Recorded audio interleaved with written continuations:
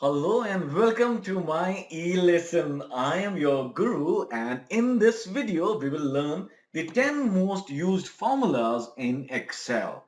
Alright, so here is a raw data sheet that I have created which we would be using to do totals or do examples. Alright, so the first formula we are going to learn is called the sum formula. It allows you to add stuff. Alright, so how do we add stuff now? So this is a bit too lengthy. Okay, this would be great. All right, and over here, I'm going to type is equal to sum, which is the formula to add numbers. All right, and now it says number one, comma, number two, and so on. So what you can do is you can select a cell containing a number, press comma, select another cell containing a number, press comma, select another cell containing a number, and so on and so forth, and close the bracket. You can have around up to 252 such cells in this one formula. And here is your answer. There is another way of doing it. Is equal to sum, open the bracket, and select the cells for which you want to do the total like this, and close the bracket. It is called selecting a range. You get your answer. There is another way. Wow, we have too many options. Is equal to sum and type in the number. 5 plus 7 plus 13. I don't know what it is now. It is 25.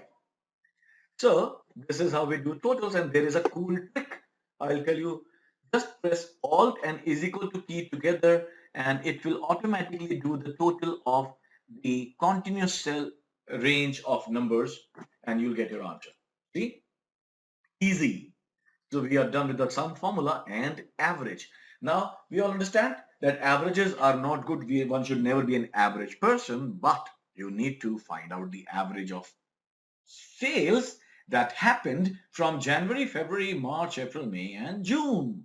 So how do we do that? There is a very simple formula for that. That is equal to, let's keep bring it over here itself. Is equal to AVERAGE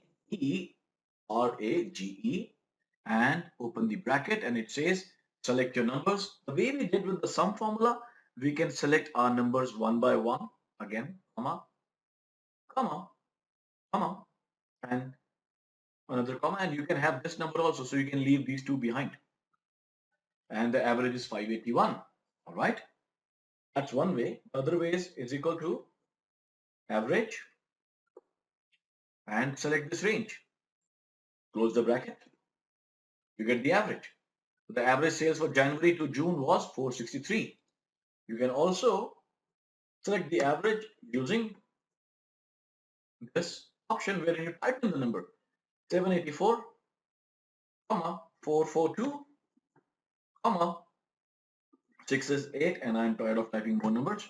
And the average of first three is 631.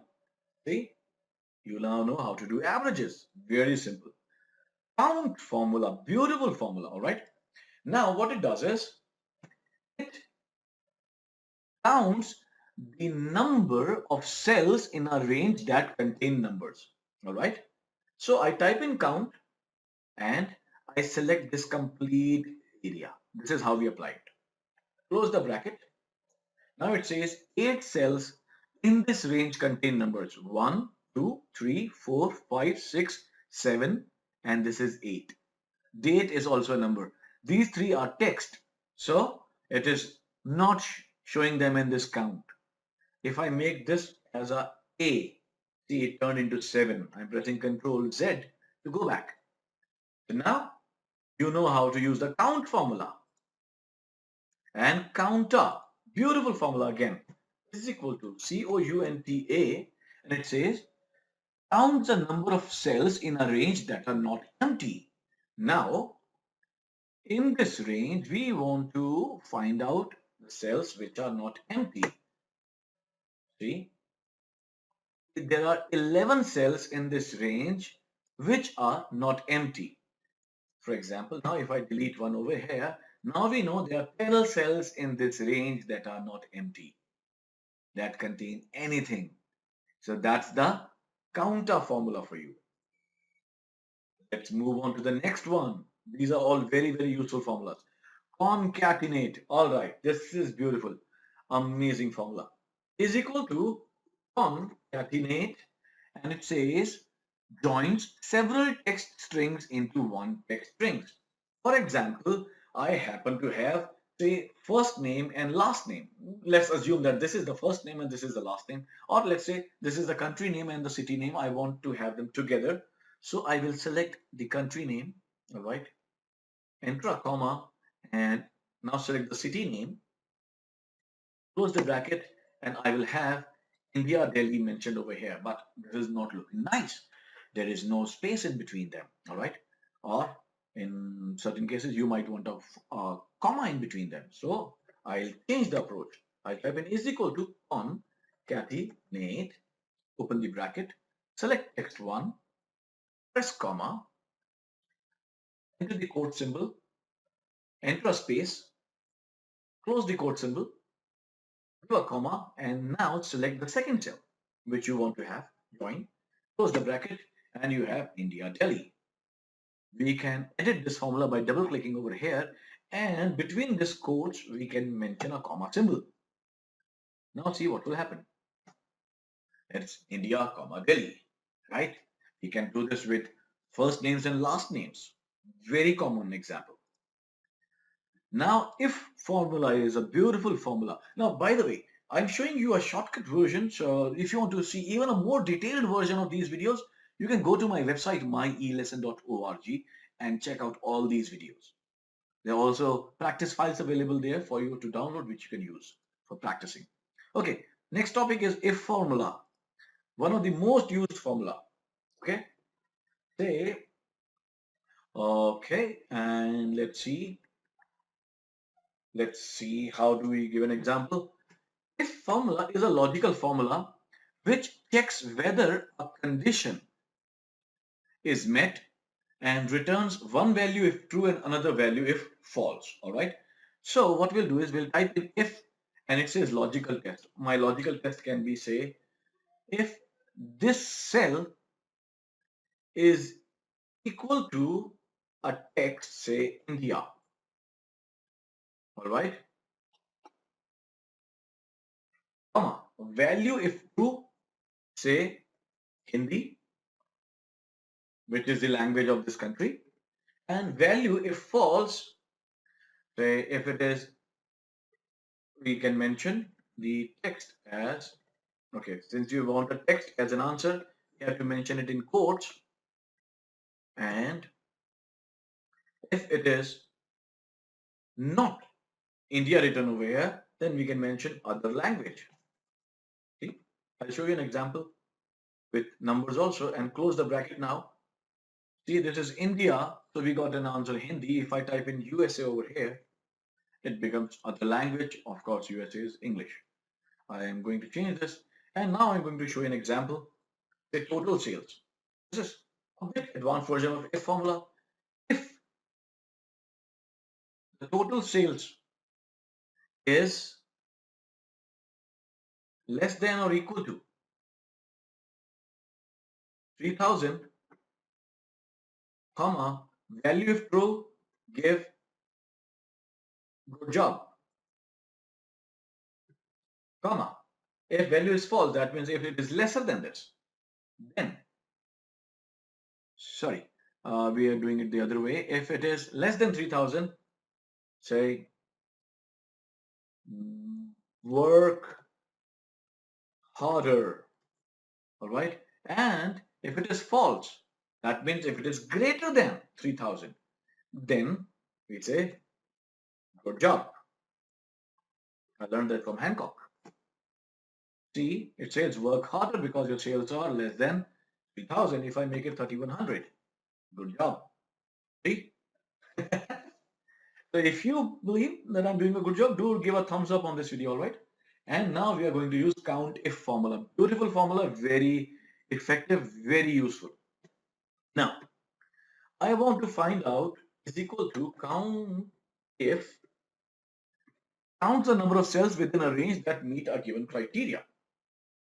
Now, I want to count the cells which contain the word USA or say BMW. All right, over here. So it's asking for range. So this range will be that range where your answer is located. Now this is a big range. See, I have selected this, comma. Now it says criteria. I can type in my criteria now. All right, I'm typing it over here. Criteria, say BMW. Close the bracket. You have your answer. BMW is 5 times over here. All right, if I say there's another way of doing this. If I mention Volvo over here, and is equal to count if I want to find out number of time Volvo is mentioned. So I select this range. Okay, I'm using a keyboard shortcut where I press Shift plus Control and the down arrow and everything got selected in that column, and it says criteria. Now I'm scrolling up, and instead of typing in the criteria, I'm selecting this criteria. I am closing the bracket now, and the answer is again 5. Volvo is also 5. So let me make a Mazda as Volvo. It should be 6 now. See, this is 6. So that's the countif formula. I'm going to show you another trick to delete stuff completely, even removing the formatting. So that's an additional feature for you. In the Home tab, select Clear All, everything goes. Like that. Oh, VLOOKUP, everybody's favorite, right? So let's learn VLOOKUP now. So for VLOOKUP, say we want to have this our names over here. Let's take this example. All right, we want to find out the total sales. All right, the total sales, and let me have only one name. I'm mentioning the header for you, and total sales, and I give it a space. All right, and I give it some bigger size. There we are. Okay, for Honda, now we want to find out the total sales for Honda using VLOOKUP. Is equal to VLOOKUP, and it says select your lookup value. So my lookup value would be Honda, comma, table array. Now table array would be that range which contains your answer. Be sure that it starts from that column which contains your lookup value, which is Honda. Excuse me. So now I selected this area, comma, it says column index number. Now this is the most important part. A column index number is simply way of Excel asking you from which column should I give you the result. Since the result is located in this column, which is called total sales, and its number should be what? 1, 2, 3, 4, 5. But that's not the case because our range is starting from product. So the column number would start from here. 1, 2, 3, 4. Type in 4, comma 0 for an exact match. Press enter and you get the answer 3100. Instead of Honda, if I type Volvo over here, I'll get the answer, it's different answer. If I type BMW over here, I'll get a different answer. See, this is a very, very simple way of using VLOOKUP formula. So now you know VLOOKUP. This itself deserves a thumbs up, guys. Do give a thumbs up to this video. And now a very important aspect, though this is not a formula, but a very important feature that is called creating a drop-down list. All right. Now, many a times while you are doing data entry, you might be required to create a drop-down list. Say over here itself, I want to create a drop-down list. So how do I do that? So I go over here, click in this cell, go to data, all right, and go to data validation. And from here, I say list, and it tells me a source. So I'll select a source. I click over here and say this is my source. All right. And I press OK. Now see, my drop-down list is ready. I can use my VLOOKUP with a drop-down formula. See, the answer is changing. Wow. You learned drop-down with VLOOKUP also. This also deserves a thumbs up or a good comment. And SUMIF formula. This is very, very important. Now, a SUMIF formula says that based on a condition, you can get a result. Say, for example, is equal to SUMIF It says range, criteria, sum range. So say for example, I want to find out the total sales for just BMW from this range. All right. So what will I do? I'll select this area, this range.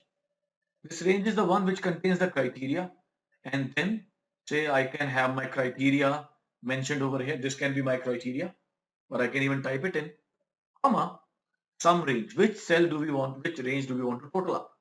This is the range that we want to total up. I selected it, and now I'll close my bracket, press enter, and for Austin Martin, the result is the total sum is 19290. If I choose say Honda, it will change to 180640. If I choose Mercedes, it changes again. So this is SUMIF formula. So guys, today we covered 10 most used formulas in Excel, which you can also learn in even greater detail at my website myelesson.org. And if you like this video, do like, click on this thumbs up button, and if you have a question, do mention it in the comments over here and I will surely reply to you. And if you would like to subscribe to this channel, then please do. It will motivate me to further create more such videos, and also you will get notified whenever I send out a new video on the web. So hope you like this video. Until the next video, this is your Guru now signing off for the day. Have a wonderful day ahead. Happy learning.